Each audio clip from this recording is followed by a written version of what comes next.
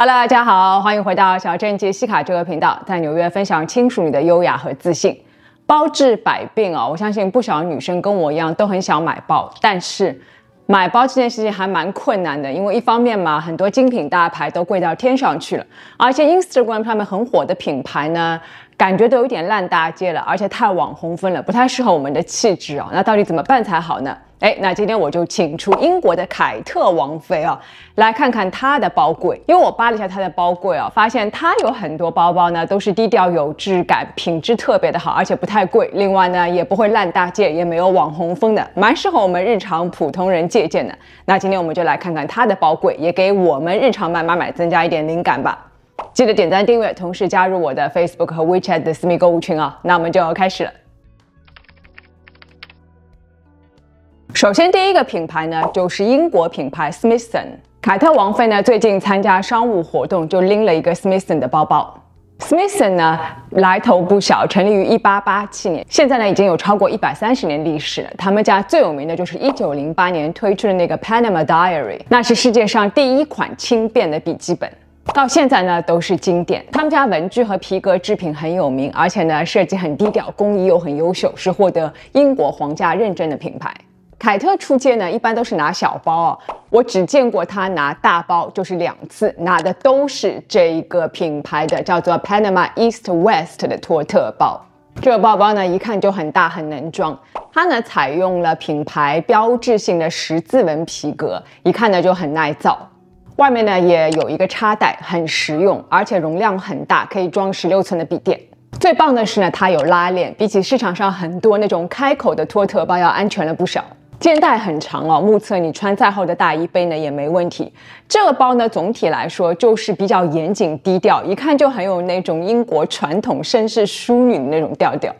包包的售价呢是$1195，目前官网上凯特同款这个藏蓝色已经告罄了。那凯特王妃呢还拿过她家另外一个小包，叫做 Lytton， 她拿的是迷你款。这款包包呢是意大利制作的，皮呢是像黄油一样柔软，虽然它是方方正正比较有结构感的造型啊，但因为这个皮很柔软，尤其拉链拉开来的时候呢还蛮有松弛感的。不过呢很可惜啊，它一模一样的这个黑银配呢官网已经告罄了，现在官网有一个黑金配，价格呢也是$1195，而且这款呢是有一个可以脱卸的长肩带。我们看一下官网的近景嘛，可以看到它的皮质呢确实非常的好，饱满又有韧性。那老实说啊，我呢对 Smithson 更感兴趣的是他们家的一些小皮具哦，比如说呢这样的护照夹，我看上了很久，既可以放护照，又可以放登机牌，而且皮质特别好，又很低调，一看就是那种买一件可以用50年的单品，看着就是有品味的人才会用的。这个售价是$240，也不是很贵。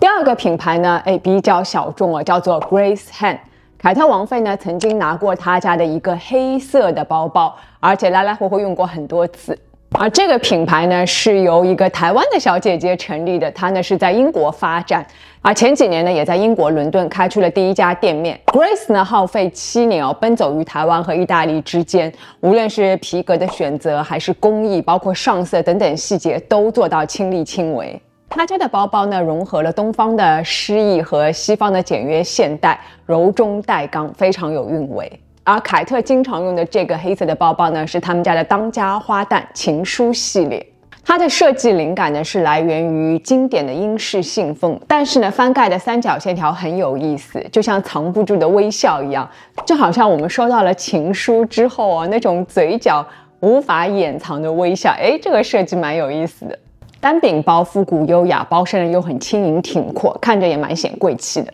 这个包包呢也有很多不同的颜色，而且还有一根长肩带是可以脱卸的。小号呢我看了一下，价格是$2370，我觉得还是有点贵的。但是呢，我整体还是蛮喜欢这个品牌的，因为有自己的设计理念，而不是像很多小众品牌搞来搞去就是超大牌嘛，所以我对它印象还是蛮好的。不知道大家有没有买过他家的包包呢？如果有买到的同学呢，也记得留言看看他家的包包是不是值得买。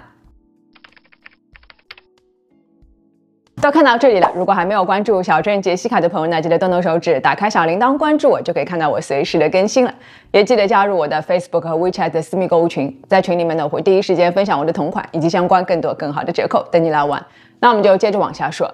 第三个品牌呢，叫做 Demilia， 也是本次影片里面所有品牌里面价位最低，也是最时髦的一个品牌了。凯特王妃呢，在11月底参加公务活动的时候，就拿了他们家新款 Hudson 的一个小号麂皮包包。这张照片呢，在社交媒体上疯传啊，不出几个小时，一模一样的配色和大小呢，已经告罄了。如果现在预定的话呢，要到2026年2月中才会来货。我的天哪，真的是带货女王不是？那凯特这一款的价格呢是525，哎，巧了，其实这款 Hudson 我也有，不过我这个是中号，我是大象灰配银扣的。Demilia 呢是由西班牙出身、伦敦发展的设计师 Maria 成立的。它这的包包呢都是在西班牙或者是意大利手工制作的，皮质呢也都是当地非常优秀的皮哦，所以呢整体来说质感是非常的好的。定位呢是轻奢，但是有一句说一句，我感觉呢在同等价位的小众包包里面，他们家的质量算是相当不错的。那我就拿我这个包给大家看一下，那这个 Hudson 呢就比较有商务感，方方正正的嘛，它用的皮呢也是非常的好，但是皮呢不会太僵硬，你看你捏起来还是软软的，比较有那种松弛感，所以即使是方正有型的包呢也不会太过的生硬。前面呢是有一个皮带一样的，这一点呢也是这款包包最大的特色，下面呢是有脚钉。而且我最喜欢的就是在这上面，大家看到没有，有一个像翻盖一样的，就是这里，你看这里就是吸铁式，可以把它盖住，就是这样的。那这个翻盖的好处呢，就在于你这样吸上去的话呢，这个包包就比较安全，即使它没有拉链啊，也不用担心会被偷，而且呢还能够起到隐私保护的作用啊，大家看不到你里面装了什么东西。而这个翻盖呢，你从外面看是看不到有任何的翻盖的，不会影响包包的美观。侧面呢是有一个可以调节的这种 buckle， 如果你东西多的话呢，可以把它拉开来，就把这个包包呢，你看就可以把它变得稍微厚一点。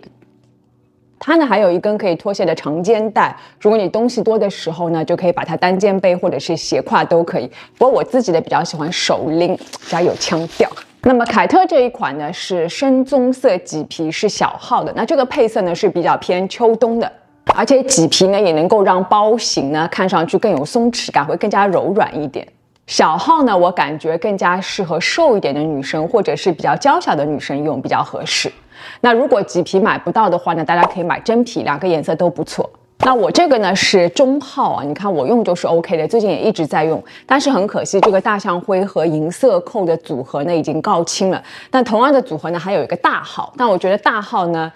对身材和气场的要求比较高。那如果想要买我这个号呢，其实还有麂皮和真皮款，其他的颜色可以选。它的售价呢是640美金，而大号呢我前面就说过，比较适合气场比较强、比较高个子的女生，价格是745美金。除了 Hudson 之外呢，凯特王妃之前还拿过 Demilia 的一款叫做 Montreal 的包包，她拿的是 Nano 号，非常小、非常精致，它收了2个颜色，包括焦糖色和藏蓝色。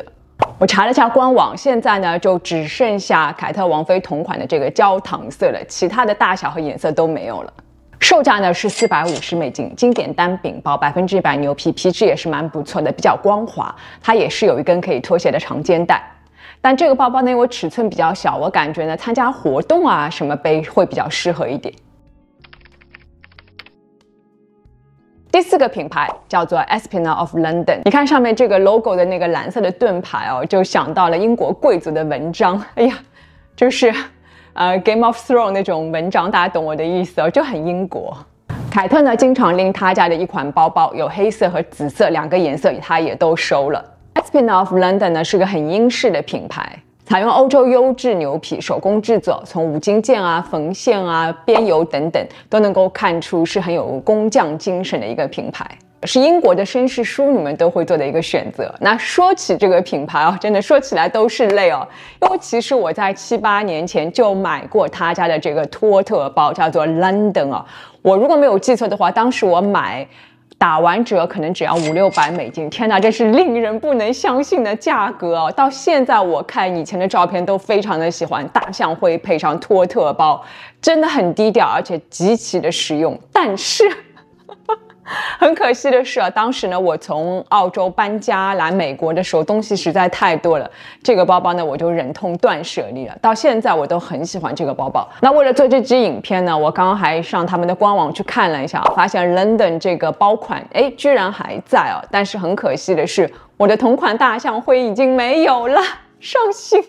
现在呢，只有黑色了，售价是$1325，没有我那个大象灰好看。哎，算了，说起来都是泪，我们还是回过来说说凯特经常拿的这个包包吧。这个包包呢，取名叫做 Mayfair， 售价呢是$1325。Mayfair， 你光听这个名字就知道了，因为 Mayfair 呢是伦敦一个很有名的地标，在以前呢是很多英国的贵族啊、上流社会经常 hang out 的地方。那取名叫 Mayfair， 顾名思义嘛，就是希望向大家传达我这个包包就是白富美专属啊、上流社会专属那种感觉。确实啊，很多名人呢都背过这个包包。它呢是那种结构感比较强的 top handle 包包，比较硬挺的，有一点点像小箱子。那说句实话，小箱子呢在前几年非常的流行，但是这2年呢，因为都流行松弛感嘛，这种类型的小箱子呢其实已经不太流行了。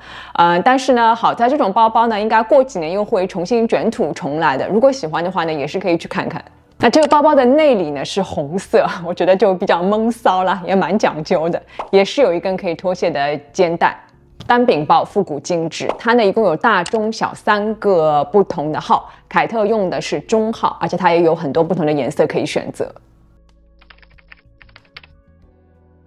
最后一个呢叫做 Asprey London， 哇，我一看这个品牌的 logo 啊，吓了一跳，紫色啊，紫气东来啊！要知道紫色呢可是皇室专属的颜色，果然呢这个品牌也是大有来头。我们等一下说品牌故事啊，先看凯特，他最近出访就拎了一个他家的蔓越莓色的单柄包包，叫做 Morgan。Asprey 这个品牌呢，成立于1781年，最早呢是做丝绸印花起家的，之后呢品类就越扩越大，各种生活方式的单品啊，甚至珠宝啊、包包啊，全部都涵盖。它代表着最经典、最正统的英国绅士淑女的奢华审美。也是获得英国皇家认证，它的品牌的定位还有价格呢是和精品大牌齐平的。凯特这个包包呢是单柄包，小小的，感觉跟前面几个好像有点像哎。那我去查了一下官网啊，发现呢 Morgan 这款包包跟凯特那一款稍微有一点不一样。现在官网上这个呢是有金属链条的，那据说呢凯特那个是 Morgan 以前的版本，现在这个金属链条是最新的版本。不过说实在话，我觉得还是凯特那个版本更长在我的审美点上。这个包包哇，售价惊人，$3700，非常贵了。经典饭盒包造型，立面皮革制成，内衬呢是麂皮，质感应该很不错。五金件呢比较大，比较提气，再搭配细细的金属链条，是属于刚柔并济的一款包包吧。但价位，我觉得还是有点贵的。好了，一口气扒完了凯特王妃的包柜啊，一共是5个品牌，包括她经常背的一些包款，希望也能够给大家的包柜增加一些灵感。不是说一定要跟她买一模一样的包款哦，增加一些无用的知识点，扩展眼界，提升审美总是好的。如果喜欢这支影片的话呢，记得给我点一个赞吧。如果还没有关注小镇杰西卡的朋友呢，记得动动手指，打开小铃铛，关注我，就可以看到我随时的更新了。也记得加入我的 Facebook 和 WeChat 的私密购物群，在群里面呢，我会第一时间分享我的同款以及相关更多更好的折扣，等你来玩。那我们就下次见喽，拜拜。